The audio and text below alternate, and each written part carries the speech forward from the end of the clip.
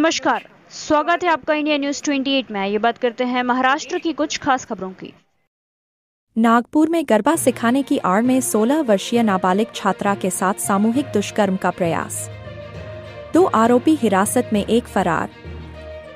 Orange city Nagpur के 5 पावली police थाना क्षेत्र में गरबा सिखाने की आड़ में एक 16 वर्षीय नाबालिग छात्रा से सामूहिक दुष्कर्म और यौन शोषण के प्रयास का मामला सामने आया है। प्राप्त जानकारी के अनुसार मुख्य आरोपी गरबा सिखाने वाला पीयूष खुशाल निनावे है। आरोपी पीयूष ने पहले नाबालिग छात्रा से दोस्ती की, फिर उसे घर बुलाकर उसके साथ आपत्तिजनक बर्ताव किया। बाद में फरवरी महीने में पीड़िता के जन्मदिन पर पीयूष ने माफी मांगने के बहाने उसे फिर से अपने घर बुलाया। आरोपी के साथ इस बार उसका साथी वेदांत बाहु पोटपोसे और आरोपी पीयूष के बुआ के बेटे यानी तीसरा आरोपी ने मिलकर छात्रा के साथ सामूहिक दुष्कर्म का प्रयास किया। पीड़िता किसी तरह उनके चुंगल से बचकर भागने में सफल रही।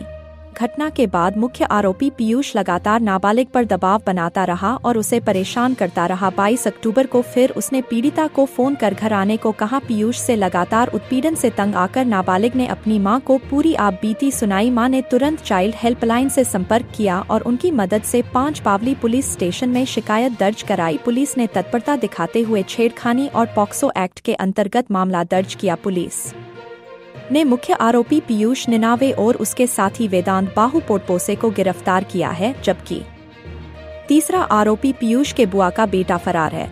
5 पावली पुलिस सरगर्मी से तीसरे आरोपी की तलाश कर रही है। आगे की जांच 5 पावली पुलिस कर रही है। नागपुर से जिला संवाददाता रवि सिंह ठाकुर की रिपोर्ट। या प्रकरणामध्ये एक 16 वर्षाची मुलगी आहे, ती तिच्या आईसोबत शांतीनगर पोलीस ठाण्यामध्ये राहते। तिची पीयूष निनावे नावाचा मुलगा आहे, तो 5 पावली हद्दीमध्ये राहतो। त्याच्यासोबत ओळख झाली होती। तो गरबाचे क्लास घेत होता, त्या माध्यमातून मग त्यांचं फोनवर बोलणं आणि मैत्री वगैरे झाली। एक दिवस पीयूष निनावे याने त्या मुलीला भेटण्याकरता घरी बोलवले। ती मुलगी त्या ठिकाणी गेली होती, तेव्हा पीयूष निनावे आणि वेदांत पोटपोसे असा नावाचे 2 मुलं त्या ठिकाणी होते। त्या मुलीने सांगितले की वेदांत आणि पीयूषने त्या मुलीला काहीतरी द्रव पाजले, त्यानंतर तिला गुंगी आल्यासारखी झाली आणि मग पीयूष आणि वेदांतने तिची छेडखानी करण्याचा प्रयत्न केला। त्या मुलीने त्याला विरोध केला आणि तिथून निघून गेली। त्यानंतर त्या मुलीचा 16/2/2025 रोजी वाढदिवस होता। तर पीयूषने तिला फोन केला आणि सांगितले की मी तुझ्यासोबत चुकीचे वागलो आहे, तुझी माफी मागायची आहे, आणि तिला एका ठिकाणी बोलवले आणि त्या ठिकाणी तिची माफी वगैरे मागितली आणि नंतर मग तिला परत रूमवर घेऊन गेला। त्यानंतर मग त्यांनी परत त्या मुलीची छेडखानी करण्याचा प्रयत्न केला आणि ती मुलगी परत त्या ठिकाणावरून निघून गेली होती।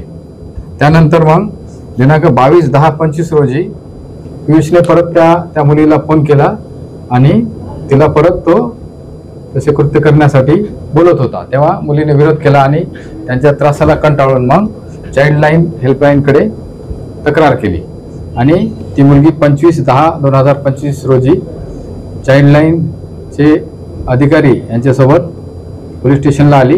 त्या मुलीचा सविस्तर रिपोर्ट घेऊन पोलीस स्टेशन 5 पावली येथे अपराध क्रमांक 872 कलम 74, 76, 78 BNS तसेच पोक्सो 8, 10, 12 प्रमाणे गुन्हा दाखल करण्यात आलेला आहे। यामधील 2 आरोपी पीयूष निनावे आणि वेदांत पोटपोसे यांना अटक करण्यात आलेली आहे।